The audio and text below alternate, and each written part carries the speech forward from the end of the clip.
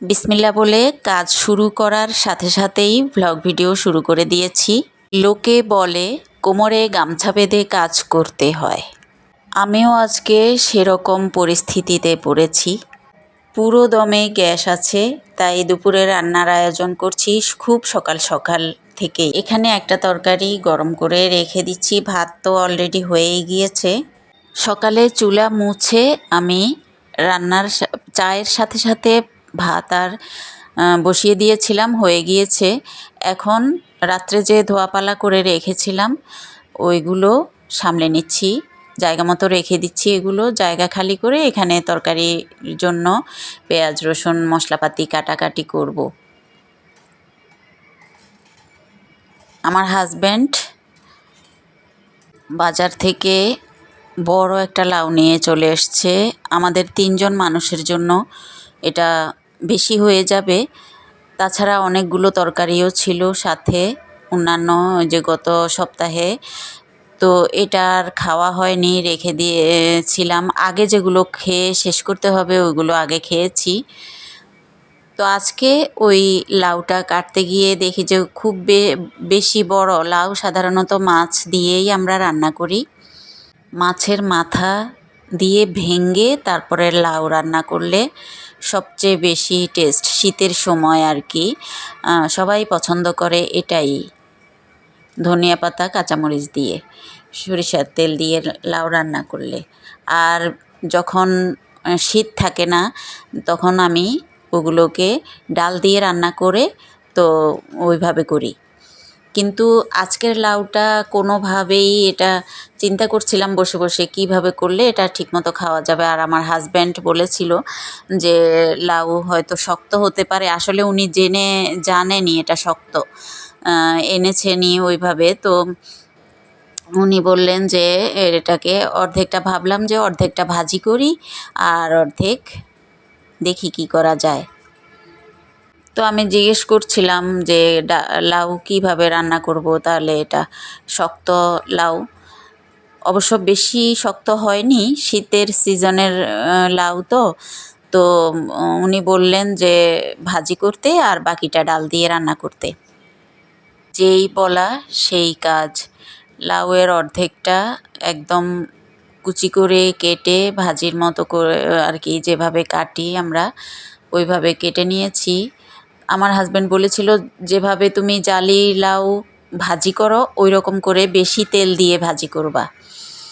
তো উনি বলে রেডি টেডি হয়ে এই যে এখন আমি কিন্তু পাকের ঘরে কাজ করছি। উনি আমাকে, আমি মনে হচ্ছিল যেন আমাকে ডেকে বলল দরজাটা লাগিয়ে দিতে, উনি চলে যাচ্ছেন।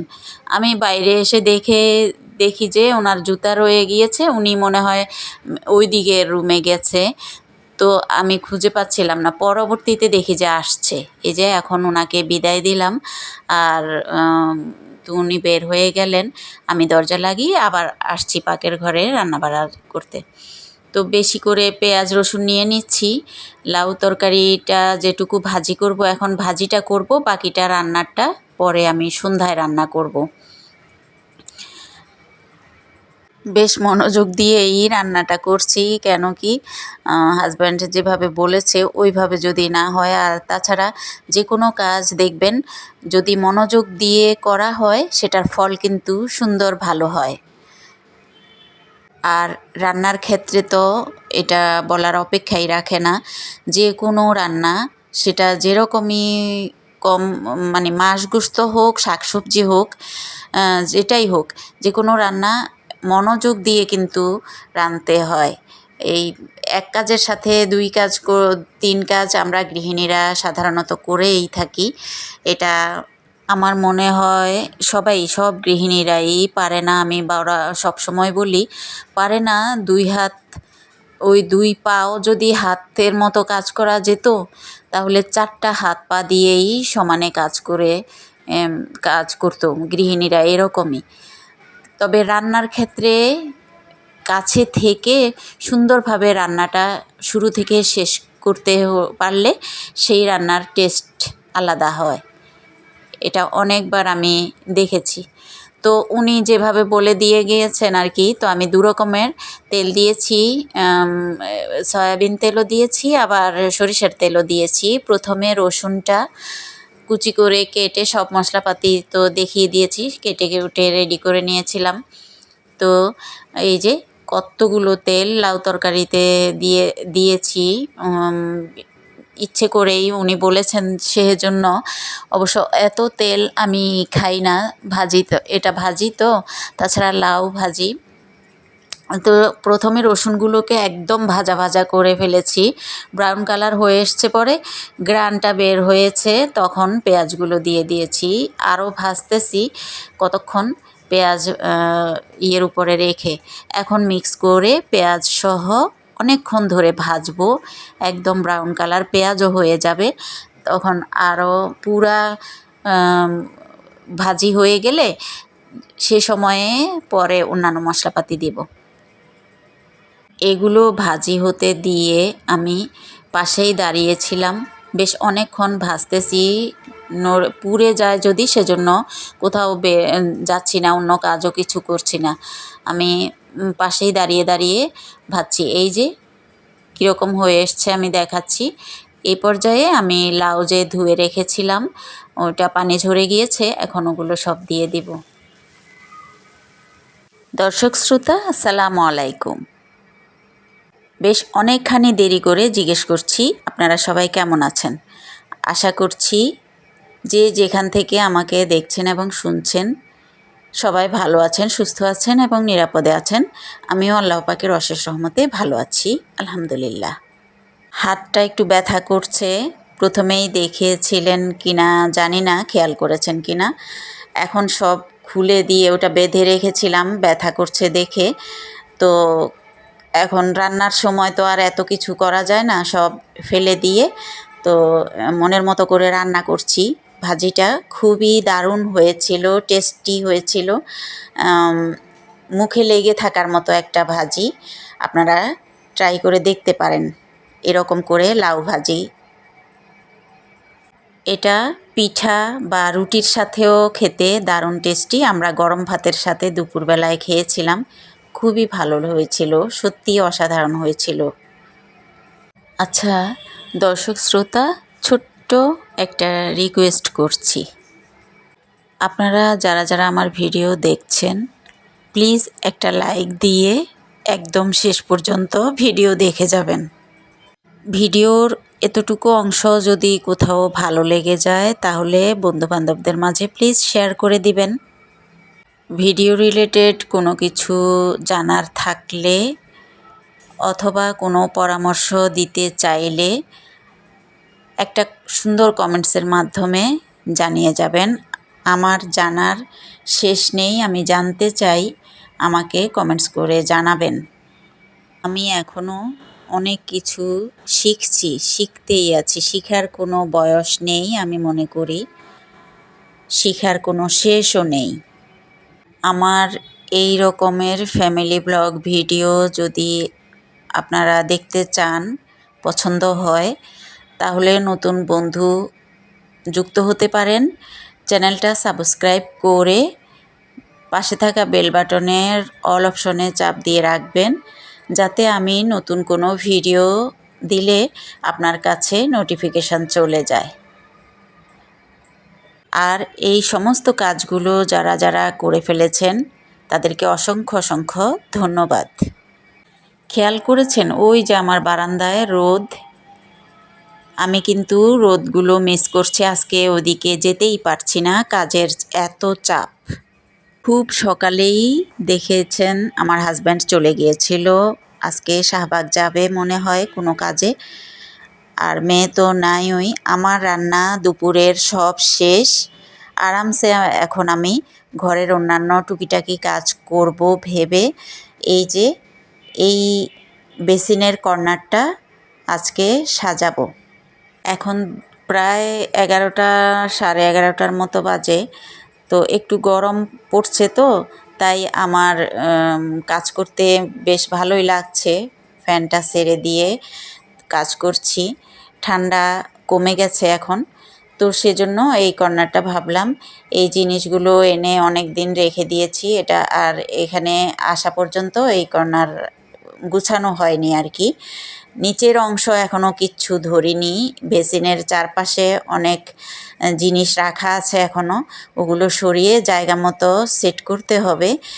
তো এইটা আমি আপাতত, যা আমার আগেও এরকম ছিল আগের বাসায়, তো এখানে এটা একটা পেরেক দিয়ে এই তাকটা র্যাকটা আর কি, কর্নার র্যাকটা ঝুলিয়ে ওটার মধ্যে আমি 2 বাথরুমেরই সব জিনিসপাতিগুলো, সাবান, তারপরে এই যে কি বলে হুইল পাউডার, কাপড় ধোয়ার পাউডার, তারপরে বাথরুম ধোয়ার ভীম, এইসব জিনিস, বাথরুমের সকল দরকারি জিনিসপাতিগুলো ওই কর্নার র্যাকটায় রেখে দিয়েছি।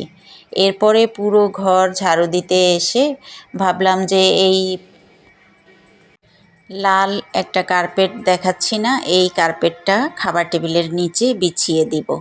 এতে করে হবে কি, চেয়ারের ওই কর্নারে যে আমি তাক রেখেছি এখানে খুব তাড়াতাড়ি নোংরা হয়ে যায়। আমার যেহেতু বুয়া নেই, ডেইলি মোছা, এখন আবার শীত, অনেক সময় শরীর অসুস্থ থাকে, তো আমি কার্পেটটা এখানে বিছিয়ে দিব। সেজন্য সব টেনে টেনে নেড়ে নুড়ে একদিকে নিয়েছি। এই যে আমি দেখিয়ে দিচ্ছি, টেবিলটা এখন পুরা আমার দরজায় আটকানো, দরজা আটকানো আর কি, ওইদিকে সরিয়ে নিয়েছি। অবশ্য টেনে টেনে নিয়েছি, কষ্ট হয়নি, এই পিছলা তো টাইলসের উপর দিয়ে চলে গিয়েছে, আর এই জায়গাটা মুছতে আমার একদম কষ্টই হয়েছে। টেবিলের উপরে এই যে সব ছড়িয়ে ছিটিয়ে আছে, সব পরে গুছাবো। আগে নিচের অংশটা পরিষ্কার করে, ভালো মতো পরিষ্কার করে নিয়ে তারপরে বিছিয়ে দিলাম। আমার গুছগাছ করার পরে একটু পরেই মেয়ে এসছে। মেয়েকে দরজা খুলে দিতেই দেখি 2টো ডাব আর মেয়ের কতগুলো কাগজ নিয়ে এসেছে, ওর আব্বুর ডাবগুলো নিয়ে দিয়েছে। তো আমি ওগুলো রেখে আমরা দুপুরের সব গোসল ধুয়ে নামাজ কালমা পড়ে খাবার দাবার খেয়ে, এটা হচ্ছে বিকেলের দিক দিয়ে বারান্দায় এসেছি। এই যে চেয়ারের কাভারগুলো যে ধুয়ে দিয়েছিলাম ওগুলো এখন মেলে দিচ্ছি আর কি। আমি এগুলো ভিজিয়ে হালকা ধুয়ে রেখে দিয়েছিলাম বালতিতে, মেয়ে আসার পরে মেয়ে ধুয়ে দিয়েছে। তারপরে বারান্দায় যে রেখে দিয়েছিলাম আর মনে নেই, পরে বিকালে যখন বারান্দাগুলোতে হাঁটাহাঁটি করছিলাম, হাঁটাহাঁটি কি, সন্ধ্যা তো হয়েই যায় ঘোরাফেরা করতে করতে ভাত খাওয়ার পরপরই, তো এগুলো মেলে দিয়েছি। আর অন্যান্য বারান্দাগুলো দিয়ে বাইরের ভিউ দেখছিলাম, জানলা দিয়ে বাইরের ভিউ দেখছিলাম, আপনাদের মাঝে সেটাও শেয়ার করছি। খাওয়ার টেবিলের ফাইনাল লুক হচ্ছে এটা। কার্পেটটা যে কর্নারে সবচেয়ে বেশি নোংরা হয় টেবিলের নিচে আর কি, সেই দিকে চাপিয়ে তারপরে কার্পেটটা বিছিয়েছি। আপাতত এভাবে রেখেছি, পরবর্তীতে লাড়ালাড়ি করা হবে আরও, সেটা দেখা যাবে। এই যে ছোট্ট টুলটার নিচের এই অংশটা, ঝুড়ির কর্নার, ওই কর্নারটা, এগুলো বেশি নোংরা হয় কেন জানি না। মাগরিবের নামাজটা পড়ে চিতই পিঠা বানিয়েছি সন্ধ্যার নাস্তার জন্য। ঠিক সেই সময় আমার হাজব্যান্ড এই সকল শুকনা নাস্তাগুলো নিয়ে এসেছিল। এখানে পাউরুটি ছিল। আমাদের সাধারণত টেস্টি ট্রিটের থেকে পাউরুটি আনা হয়, ওগুলো গত দিন এনেছিল, আমার কাছে ভালো লাগে না, ওই টেস্ট লাগে না টেস্টি ট্রিটের পাউরুটিগুলো। এই যে এই পাউরুটি দেখেন কীরকম নরম তুলতুলে, একেবারে মিশে যাচ্ছে, এত বড় একটা পাউরুটি। এটা খেতেও টেস্টি আছে। যাই হোক, এটা আমার পছন্দেরটা পাউরুটি এনেছে। আর এখানে কিছু কাপ কেক, 1 বালতি আর কি, জারে, বালতির মতো যে জারগুলো থাকে ওই জারে আনা। তো আগের যেটা ছিল ওটাতে আমি পাউরুটিটা রেখে দিচ্ছি। আর এনেছে ঝিনুক পিঠা। আর এগুলো যখন সামলে রাখছিলাম ঠিক সেই মুহূর্তে ফোন পেলাম, আবার একজন মেহমান আসছে। আর মেহমান হলেন একজন সংগঠনের মহিলা কর্মী। উনি ওনার ছোট্ট বাচ্চা নিয়ে এসেছেন, ফোন করেই এসেছেন আসবেন কিনা নিচে থেকে। তো আমি বললাম আসেন, সমস্যা নেই। সবাই মিলে পিঠা আর এই শুকনো নাস্তাগুলো দিয়ে সন্ধ্যার নাস্তা সেরে নিয়েছি মেহমানসহ। এই কাপ কেকগুলো ছোট বাচ্চা মেহমানটার পছন্দ হয়েছিল, আমার কাছে তাই ভালো লেগেছে। সারাদিনের এত কাজকর্ম শেষে সন্ধ্যাবেলাটা মেহমানসহ সবাই মিলে জমিয়ে খাওয়া দাওয়া আড্ডা দিয়ে সারাদিনের ক্লান্তি কাটাতে চাও খেয়ে নিলাম সবাই মিলে। চা নাস্তা শেষ করার সাথে সাথে ভিডিও প্রায় শেষ। সবাই কেমন হয়েছে বলবেন। ভালো থাকবেন। আল্লাহ হাফেজ।